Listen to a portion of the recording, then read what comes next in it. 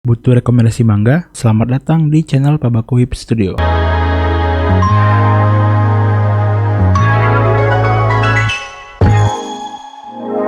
Karena udah sering ngasih rekomendasi manga yang bisa dibilang aman, nah di video kali ini gue mau ngasih rekomendasi manga yang gak aman alias banyak bunuh-bunuhan. Ya bisa dibilang psikopat kali ya. Oke, apa aja mangganya? Yang pertama ada Natsume Arata no Kekkon.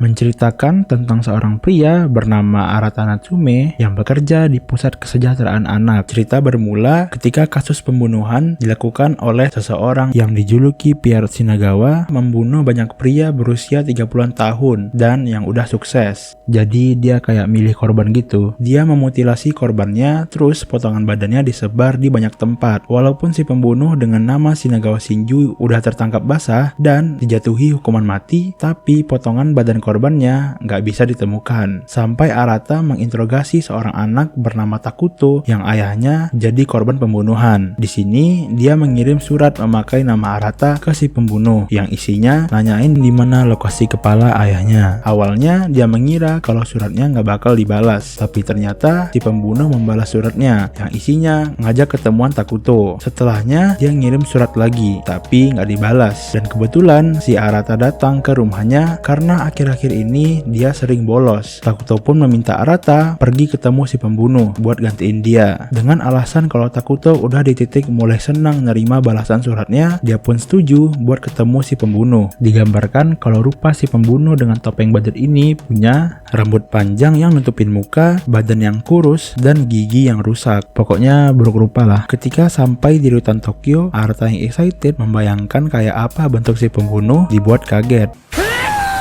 Karena yang awalnya dia berpikir si pembunuh udah tua, gendut, dan jelek, ternyata yang datang seperti ini.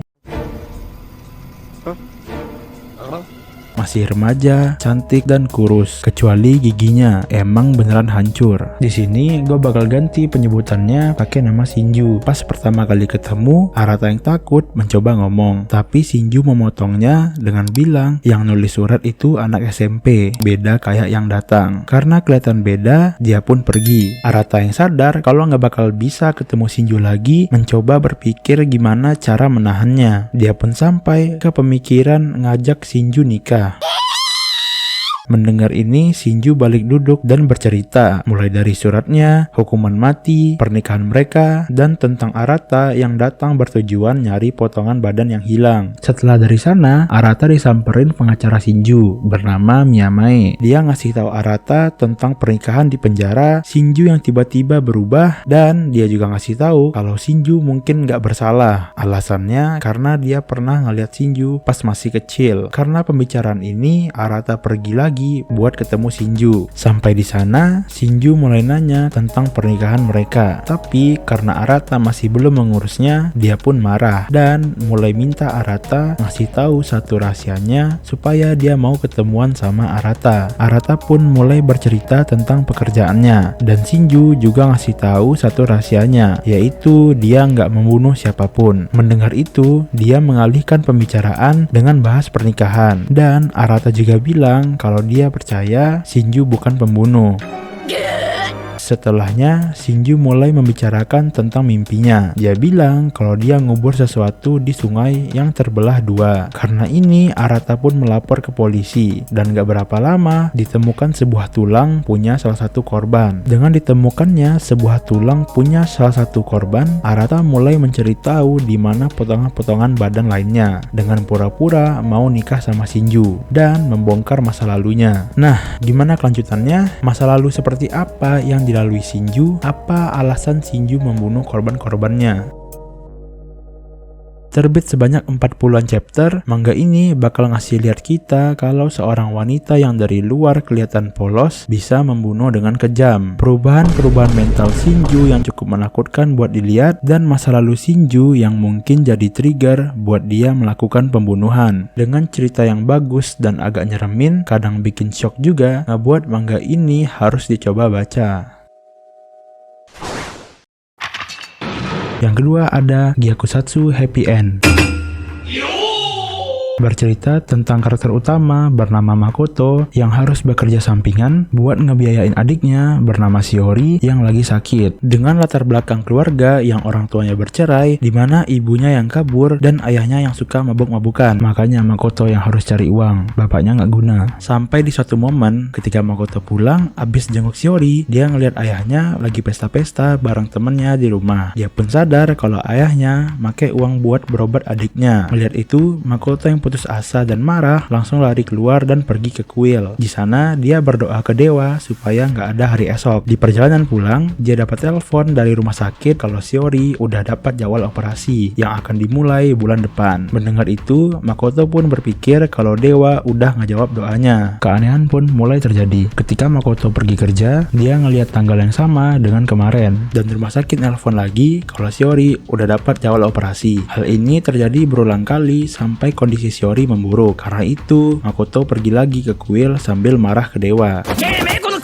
Pas lagi marah-marah, tiba-tiba datang rekan kerjanya yang langsung nuduh Makoto lagi nyuri uang sumbangan. Dia pun maksa buat ngebagi uangnya sampai akhirnya dia dapat. Melihat itu, Makoto yang gelap mata langsung membunuhnya dengan batu dan lari ke rumah. Berpikir kalau hari bakal keulang lagi, pas di perjalanan ke rumah sakit, dia melihat polisi yang lagi mengevakuasi mayat. Dan dia juga dapat kertas omikuji yang berisi kalau ngambil nyawa monster, pintu hari baru akan terbuka. Jadi, kalau dia nggak membunuh orang, satu hari bakal keulang, atau istilahnya time loop. Karena hal ini, Makoto sampai ke pemikiran kalau dia bakal membunuh orang selama sebulan supaya hari baru datang. Tiba-tiba dia disamperin dua detektif yang mau menginterogasinya. Mereka bertanya tentang rekan kerjanya yang terbunuh, dan salah satu polisi ngeluarin sebuah amplop rumah sakit yang ada di lokasi kejadian. Melihat itu, Makoto yang panik langsung kabur dari sana. Di hari itu, dia sengaja nggak ngebunuh orang supaya bisa ngebuang amplopnya. Tapi para detektif dibuat curiga karena masih ada jejak yang aneh. Makoto pun mulai mencari mangsa buat dibunuh. Sampai dia nggak sengaja ngelihat teman kelasnya bernama Katagiri yang lagi dibully. Para pembuli menyuruhnya buat datang ke gudang tua dekat sungai jam 10 malam. Setelah dari sana, Katagiri yang nggak sengaja ketemu Makoto ngejelasin kalau dia dipaksa nyuri kertas jawaban ujian karena Katagiri mencuri barang. Dan salah satu pembuli yang melihat aksinya pun mulai mengancamnya. Ketika malam hari, Makoto yang belum nemuin target tiba-tiba teringat dengan perkataan pembuli yang nyuruh Katagiri buat pergi ke gudang tua. Dia pun pergi ke gudang tua tersebut dan melihat Katagiri lagi diperkosa.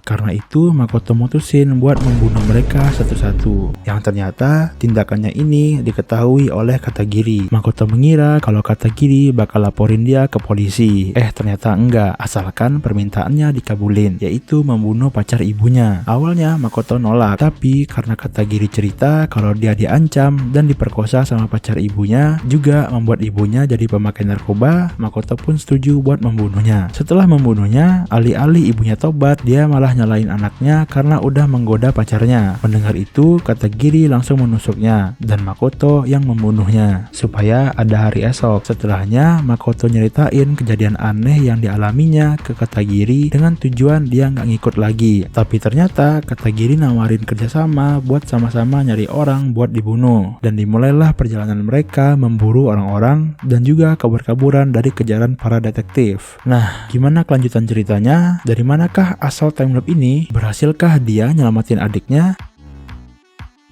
Manga yang udah tamat dengan 55 chapter ini punya cerita yang solid. Perubahan karakter-karakter yang awalnya polos dan baik berubah jadi psikopat berdarah dingin, bikin manga ini jadi nyeremin. Pertarungan strategi antara Makoto dan detektif, dimana Makoto yang pengen ngebunuh tapi nggak mau ketahuan, dan si detektif yang membongkar cara Makoto bisa lolos berkali-kali pas udah dicurigain sebagai tersangka. Dengan ending yang bikin pembaca jadi mind blowing, ngebuat manga ini jadi seru buat dibaca.